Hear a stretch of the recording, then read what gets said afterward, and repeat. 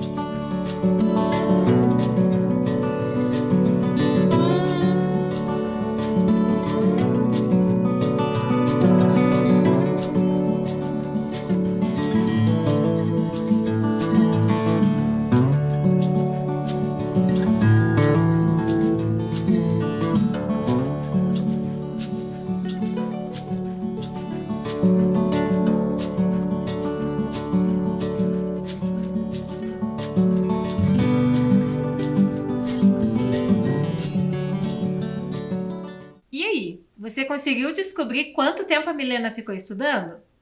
Então vamos ver aqui. Dizia lá no enunciado que ela começou a estudar às 20 horas e 14 minutos. Né? Era esse horário que estava lá no relógio digital da Milena.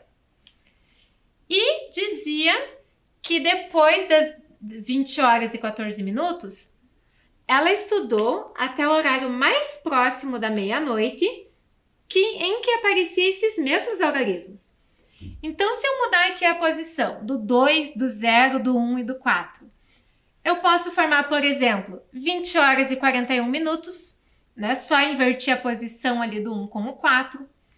Posso ter chegado também às 21 horas e 4 minutos, ou ainda às 21 horas e 40 minutos.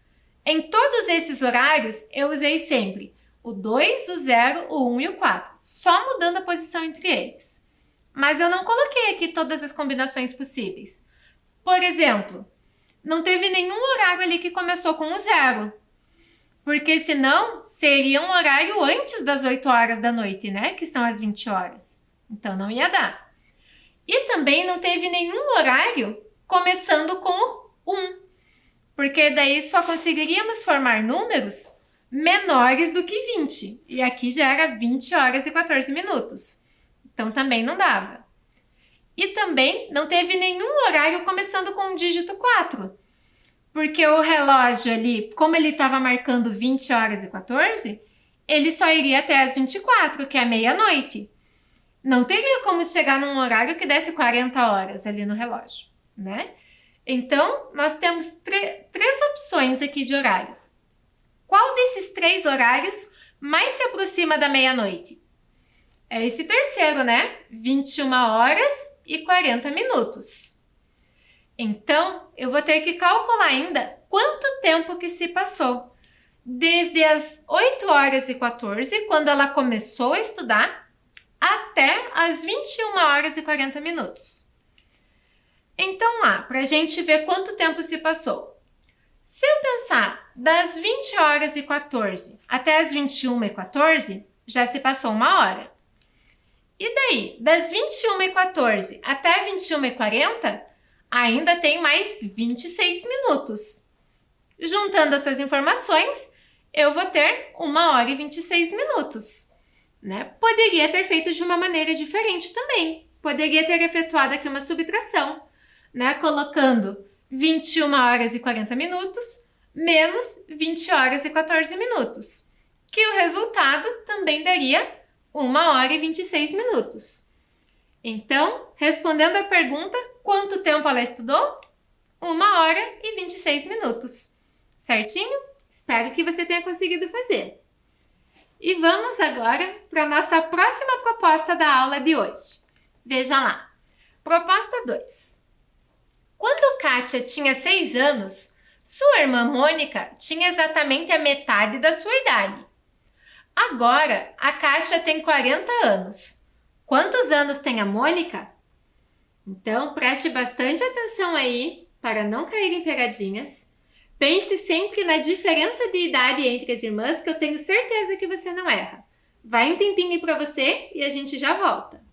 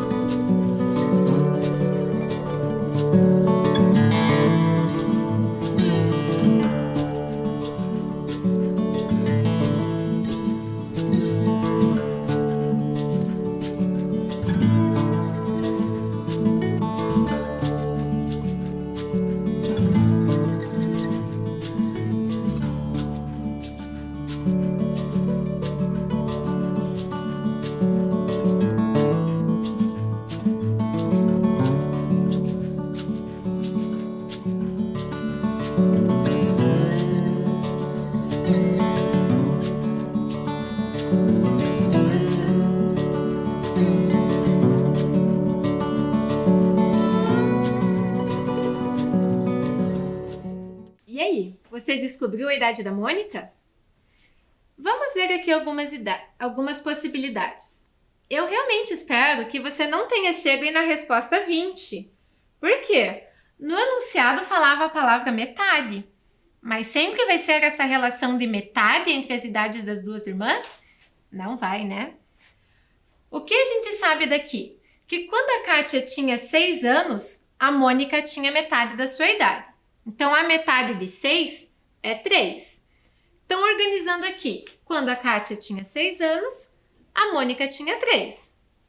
Se eu for completando aqui essa tabela, então, quando a Kátia tinha 7 anos, ficou um ano mais velha, a Mônica também ficou um ano mais velha, ficou com 4 anos.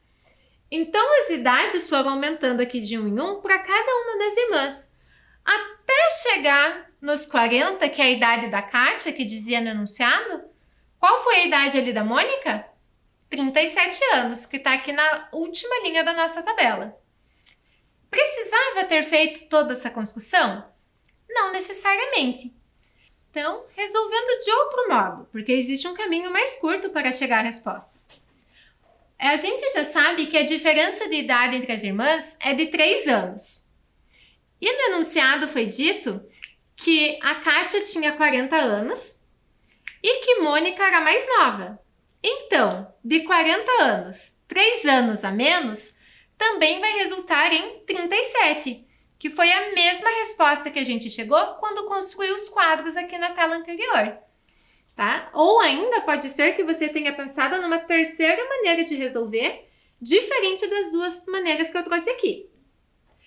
E agora, vamos para a nossa proposta de número 3. Lembra que no início da aula, quando você pegou o seu material, eu disse que você poderia pegar também uma calculadora? Pode ser que a calculadora te ajude bastante agora. Veja lá. Utilizando 8 vezes o algarismo 8, escreva uma adição cuja soma seja 1.000. Como assim?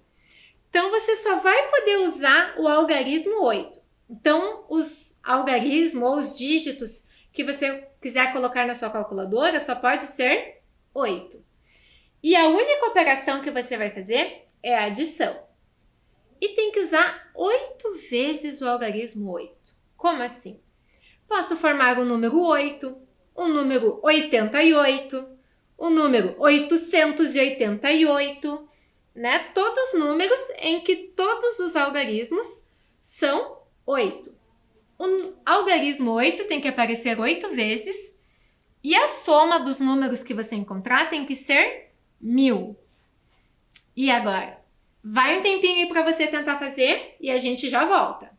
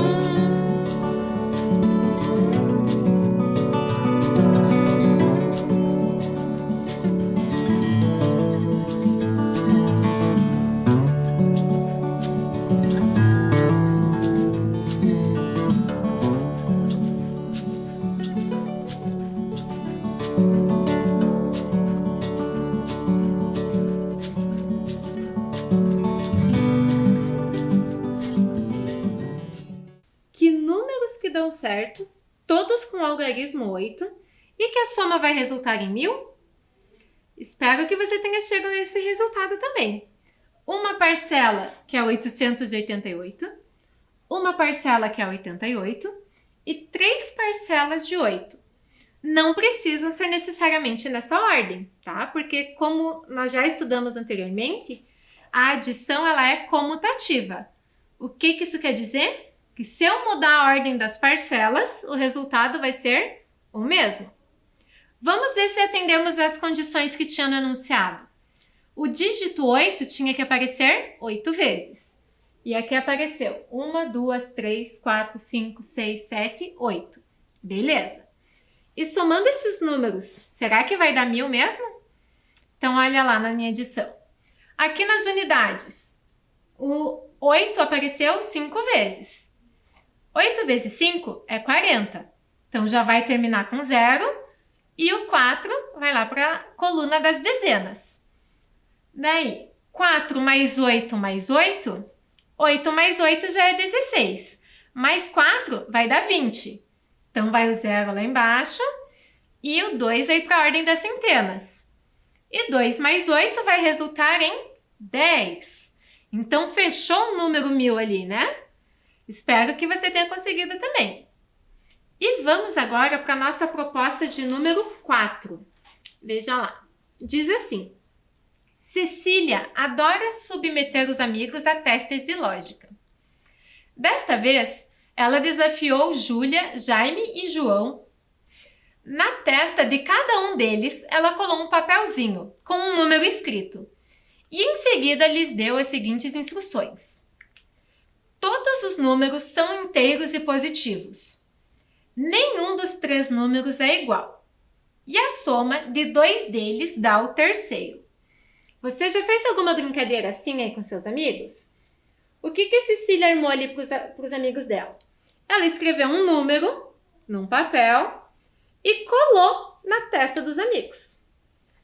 Eu não sei que número está aqui, mas todas as pessoas que olharem para mim vão saber qual é esse número. E o desafio é que eu descubra qual número é esse. Quando a Cecília fez isso com 3 amigos, ela já deu algumas dicas, falando que os números eram inteiros e positivos, que os 3 números eram diferentes e que a soma de 2 números, o resultado era o terceiro número, entre os que eles tinham lá. Continuando com as dicas aí que a Cecília deu para os amigos. Júlia observa nas testas de Jaime e João. Ela vê o número 20 na testa do Jaime e o número 30 na testa de João. Depois de pensar por alguns instantes, ela diz: Não sei qual é o meu número. Alguns minutos depois, Jaime e João também desistem. E a Cecília declara-se vitoriosa. De repente, Júlia diz: Alto lá, descobri qual é o meu número. E aí, qual é o número da Júlia? Então, veja que a Cecília não participou da brincadeira.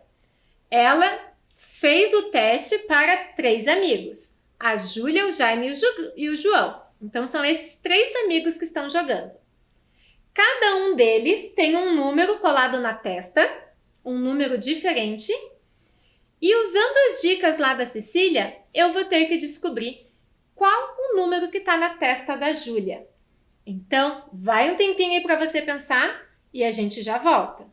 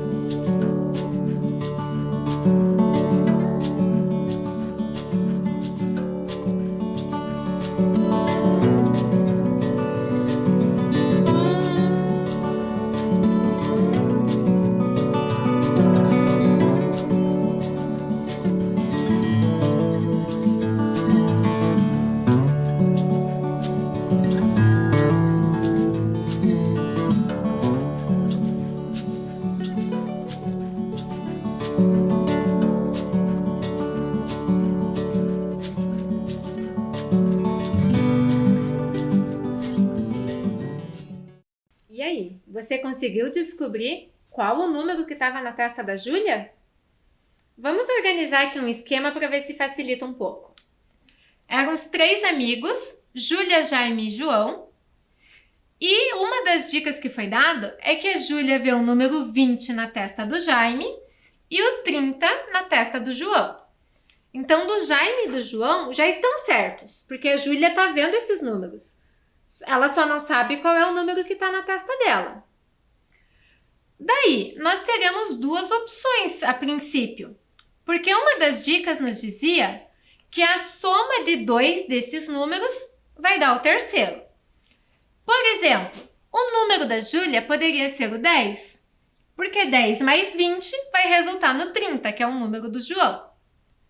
Mas eu poderia pensar ao contrário também. Se eu fizer 30 mais 20, vai dar 50. Então, eu tenho 2 possibilidades aí para o número que está na testa da Júlia. Ou é o 10 ou é o 50. Vamos ver com o 10 se vai dar certo. Daí, o Jaime tem o número 20, o João o número 30. Se a Júlia tiver o número 10, vamos ver aqui. O Jaime, ele vai saber o número da Júlia e o do João. Ele só não vai saber o que está colado na testa dele, que é o 20. Então, olhando os números da Júlia e do João, o Jaime tem que descobrir qual o número que está na testa dele. Se o da Júlia for 10, eu posso pensar que 10 mais o número do Jaime, o resultado vai ser o número do João. Então, uma das possibilidades que o Jaime enxerga é que o número dele pode ser 20. Mas também poderia ser o 40, porque se ele fizer o número da Júlia, que era 10, mais o número do João, que era 30, vai resultar em 40. E o João? Ele veria o número 10 na testa da Júlia e o 20 na testa do Jaime. Então, ele poderia pensar que o número dele é o 30, porque 10 mais 20 dá 30. Ou ainda, ele poderia pensar que o número dele era 10. E 20 mais 10 daria 30, que era uma das possibilidades que o João tinha. Só que aqui aparece repetido o número 10, tanto no João quanto na Júlia.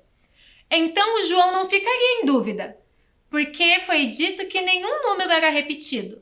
Então, se o da Júlia é 10, o João sabe que o dele não pode ser 10, então só pode ser o 30. Então, seria possível chegar à resposta. Ele teria desistido da brincadeira? Não, né? Porque ele saberia que o número dele era o 30. Então, a outra possibilidade que a gente tem é se o número da Júlia não for 10, se for 50, que é uma das possibilidades que nós vimos no começo. Então, aqui, o Jaime e o João, e se for 50 no da Júlia. O Jaime, olhando, ele não sabe que o dele é 20. Ele tem que descobrir olhando para a Júlia e para o João. E ele pode chegar à conclusão que o número dele pode ser 20 ou 80. Por quê?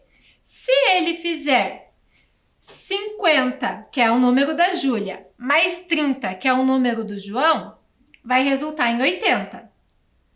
Ou, ao contrário, o Jaime pode pensar que o número dele mais o do João, o número do João com o número do Jaime tem que resultar no da Júlia.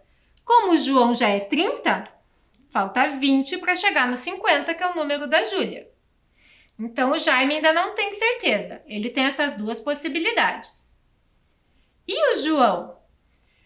Se ele olhar para o número da Júlia, que é 50, e para o número do Jaime, que é 20, ele pode pensar que o número dele pode ser 70, porque o número da Júlia, que é 50, mais 20, que é o Jaime, vai resultar em 70, ou ele pode pensar ao contrário, que o número da Júlia menos o número do Jaime seria o número do João.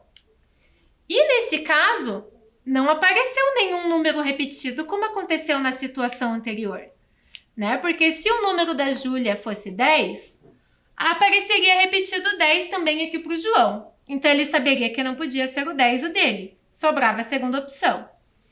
E no caso da Júlia ter o número 50, em nenhum momento aqui apareceu repetido o número 50. Então, para todos eles terem desistido, a única possibilidade é que o número da Júlia é o 50. Foi trabalhosa essa, né? Vamos agora para a nossa próxima proposta, que vai ser um pouquinho mais simples. Veja lá. Um caracol está no fundo de um poço de 20 metros de profundidade. Seu objetivo é sair do poço. Durante o dia, ele consegue subir 5 metros. Mas à noite ele desliza 4 metros para baixo. Quantos dias o caracol levará para atingir o topo do poço? Coitado desse caracol, né? Durante o dia ele consegue subir 5 metros. Mas à noite ele deve parar para descansar, para dormir, e escorrega 4 metros. Então, ele vai acabar demorando mais. Será que você consegue descobrir quantos dias que esse caracol vai levar para subir os 20 metros, que é a profundidade do poço? Vai um tempinho aí para você e a gente já volta.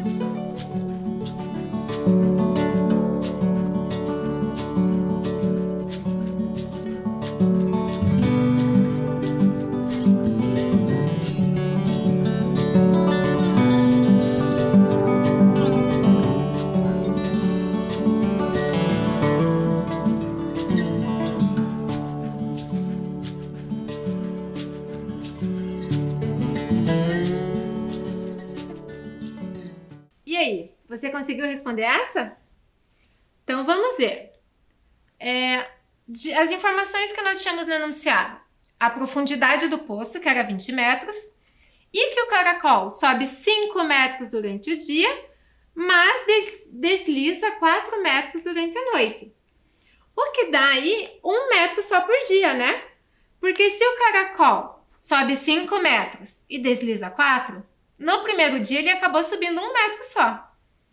Daí no segundo dia ele vai subir mais 5 e vai escorregar 4. Então no total vai dar 2 metros já que ele subiu. Então no terceiro dia ele vai ter subido 3 metros. No quarto dia, 4 metros. E assim por diante. Só que, quando ele chega no 15º dia, ele já vai ter subido 15 metros, correto? E ele vai subir 5 metros, mas quando ele chegar ao topo, ele não vai escorregar 4. Então, na verdade, quantos dias seriam necessários para ele subir? 16 dias. Certinho? Então, vamos agora para a nossa última proposta da aula de hoje, que é essa aqui. Descubra o valor de cada uma das figuras e responda qual é o valor da última sentença. Nós já fizemos em alguma aula anterior um semelhante a esse, mas era com emojis. Tá? Então, lembre-se de alguns detalhes aí na resolução, na quantidade de vezes que aparece cada objeto para não se confundir. E daqui a pouquinho a gente volta para ver se você acertou.